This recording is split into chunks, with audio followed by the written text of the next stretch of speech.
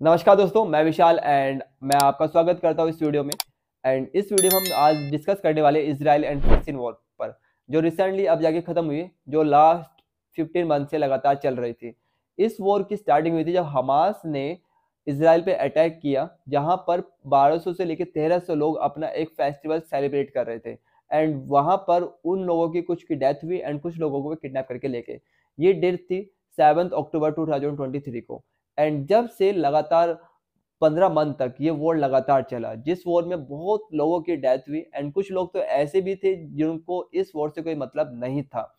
Because जब Israel ने Hamas पर अटैक किए, जो कि गाजा पट्टी में एक्टिवेट है, एंड वो चाहता था कि जो उनके सिविलियंस हैं उनको वापस लाया जाए। तो जब उन्होंने अटैक किए, तो उस अटैक में जो गाजा पट्टी के लोग हैं उनकी डेथ हुई। एंड ये जो आंकड़ा है डेथ का, वो अबाउट 48,000 से अबाउट जाता है। एंड इस डेथ, मतलब जो डेथ का आपका आंकड़ा है, इसमें मोस्ट ऑफ जो है वो बच्चे हैं एंड वहाँ की महिलाएं हैं। तो ये वॉर कहने के जो ह्यूमन राइट्स है उनके अगेंस्ट जा रहा था, जिसको लेकर बहुत सारे देशों में इस वॉर के अगेंस्ट, एंड जो वहाँ की जो प्राइम मिनिस्टर है नेतन्याहू, एंड जो इसराइल है उसके अगेंस्ट एक प्रोटेस्ट भी चले। एंड इवन जो नेतन्याहू है, उनकी खुद की कंट्री इसराइल में इस वॉर के अगेंस्ट प्रोटेस्ट चले कि इस वॉर को अब खत्म होना चाहिए एंड अब जाकर मतलब जो वहाँ पर जो हॉस्टेज थे उनको वापस लाना चाहिए।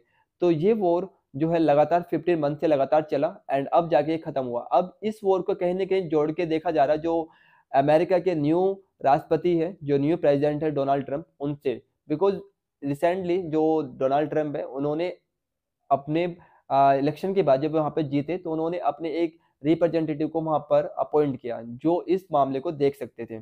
तो उनका नाम है स्टीव विटकॉफ। तो स्टीव विटकॉफ जो है वो इस जो एग्रीमेंट अभी हुआ है इसराइल एंड हमास के बीच में, उन्होंने एक बहुत बड़ा योगदान दिया है। तो ये वॉर जो अभी स्टॉप हुआ है, वो कहीं ना कहीं जोड़ कर देखा जा रहा है कि जो डोनाल्ड ट्रंप है वो उनकी वजह से हुआ है। तो ये किसकी वजह से हुआ है, किसकी वजह से नहीं, वो अलग बात है, लेकिन कहीं ना कहीं अमेरिका ने इसमें अपना एक रोल तो प्ले किया है। ओके। बिकॉज अमेरिका कहीं ना कहीं जो इसराइल है उसको सपोर्ट भी करता है हर एक तरीके से। एंड जो अब ये वॉर स्टॉप हुआ है, वो कहीं ना कहीं इस जो अमेरिका है उसने अपना इसमें कंट्रीब्यूशन दिया है।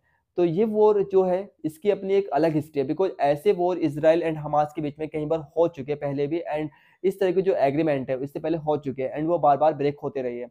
अब ये देखना है कि जो एग्रीमेंट अभी हुआ है वो कब तक चलता है एंड कब वो ब्रेक होगा नेक्स्ट टाइम। बिकॉज इससे पहले जो 1947 है, 1947 के बाद जो इसराइल एंड जो फिलिस्तीन का जो पार्ट था, उनको अलग अलग किया गया था यूएन ने।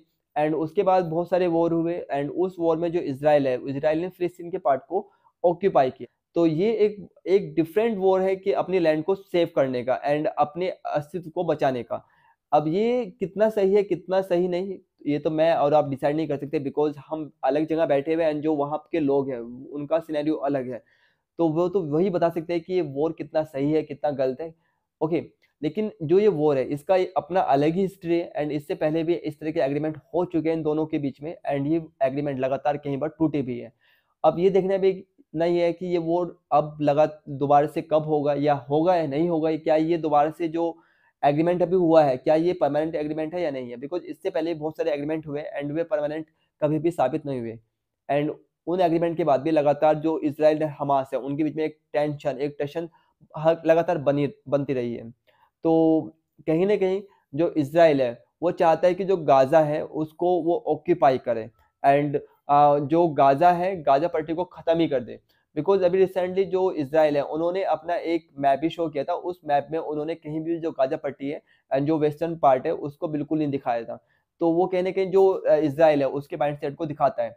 यहाँ पर जो अभी जो वॉर हुआ है, जो वॉर स्टॉप हुआ है, उस पर जो इसराइल की जो पार्लियामेंट थी उन्होंने भी अपना स्वीकृति दे दी है इस चीज को, मतलब अपना अप्रूवल दे दिया है। एंड जो पार्लियामेंट है वहां से ये लो पास हो चुका है कि जो हमास एंड इसराइल के बीच में जो वॉर है अब उसको बंद कर देनी चाहिए।